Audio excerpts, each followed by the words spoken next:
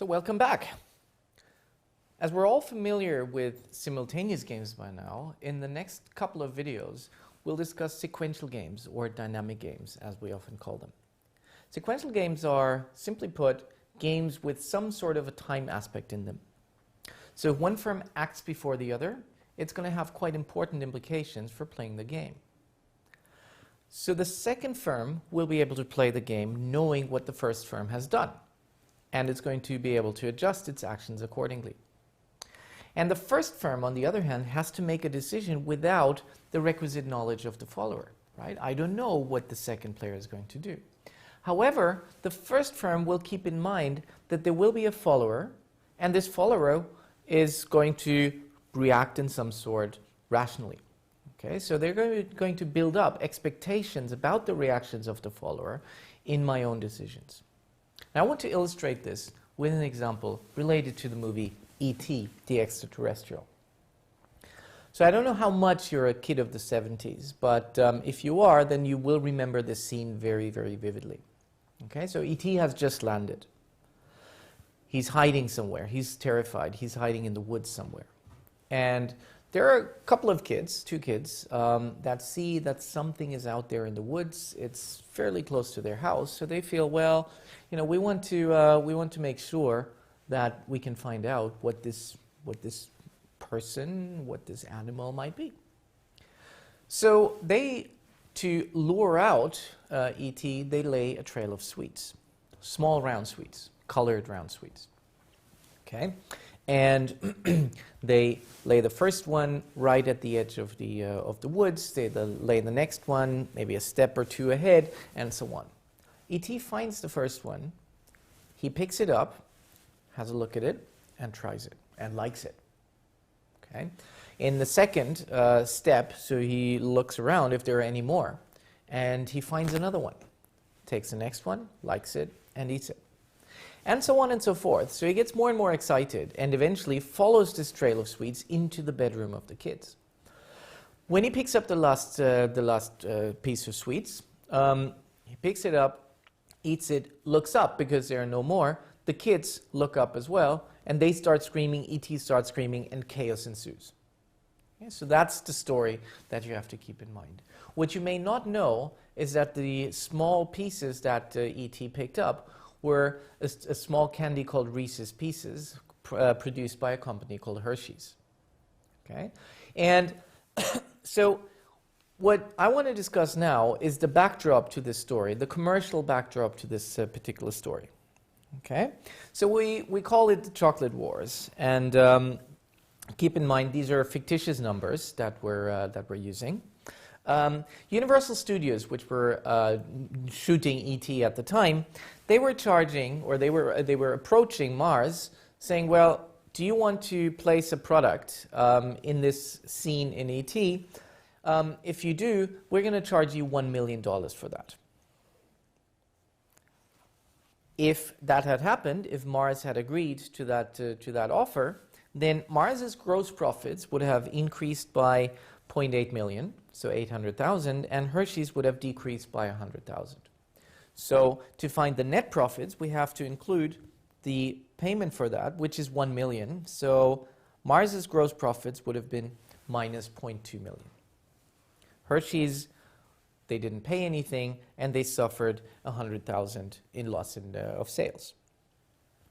If product placement had taken place by Hershey's, which is actually what took place, what happened, Hershey's gross profits would increase by 1.2 million, and Mars's profits decreased by 0.5 million. So again, if we calculate the net profits, this is going to be 1.2 minus 1, and that's positive 200,000. If there's no product placement, it's just business as usual, nothing changes, no profits change. So that situation obviously is something that was highly strategic, because what happened depended on what the other firm did, and so on and so forth. So how do we draw this? We can't really draw a matrix, as we'll see in a second, so how do we take into account the fact that we have sequential decisions here? We draw what's called a game tree.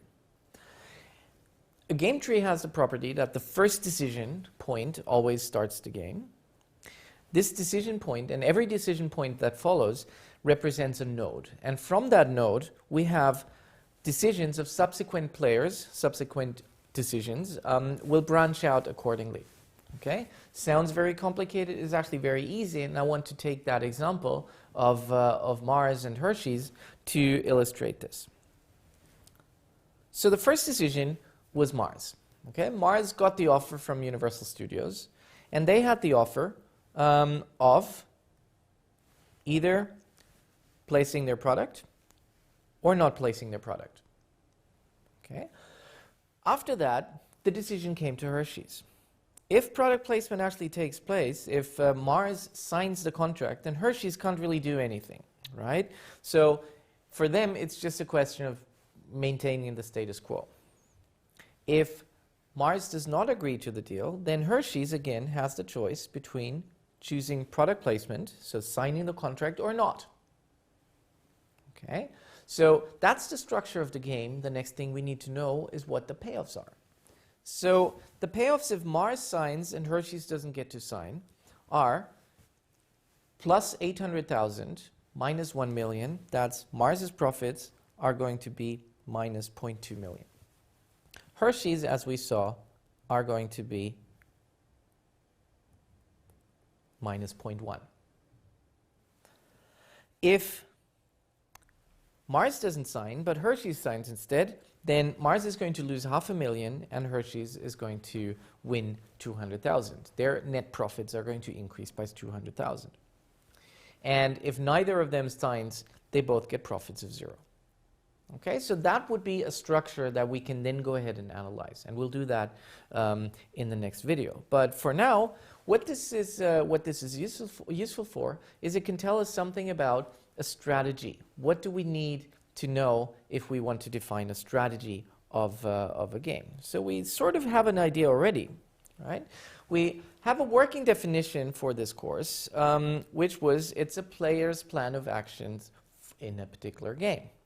But we need to extend this because we need to take into account that these are actions for every possible circumstance of this game. Okay, so in the case of E.T. and Hershey's and Mars, we'll get to that later in an exercise. Let's now have a look at price setting. Okay, price setting. We have a sequential game where firm A first chooses a high or a low strategy, and then firm B chooses a high or a low strategy, depending on whether firm A has chosen high or low. So what are the possible strategies, the potential strategies for player B? Okay, we actually have 4 strategies for player B. So what are they? They are high if high and high if low. What does that mean? It means that if firm A chooses a high price, firm B is going to choose a high price as well. And if firm A chooses a low price, firm B is going to choose a high price again. So that's one strategy. What's the second strategy? Second strategy would be high if high and low if low. In that case, if firm A chooses high, firm B is going to choose high as well. If firm A chooses low, then firm B is going to choose low as well. Okay, and you can figure out what the other 2 strategies for player B are. Interestingly, if you compare this to firm A only has 2 strategies. They can either choose high or low. They can't make this dependent on what player B does because player B chooses later than player A. Okay? So in this short video, we've analyzed the product placement story of Mars and Hershey's as an example of a sequential game. We've drawn up a game tree and we've used it to systematically illustrate the competitive situation of Mars when they were offered the product placement deal.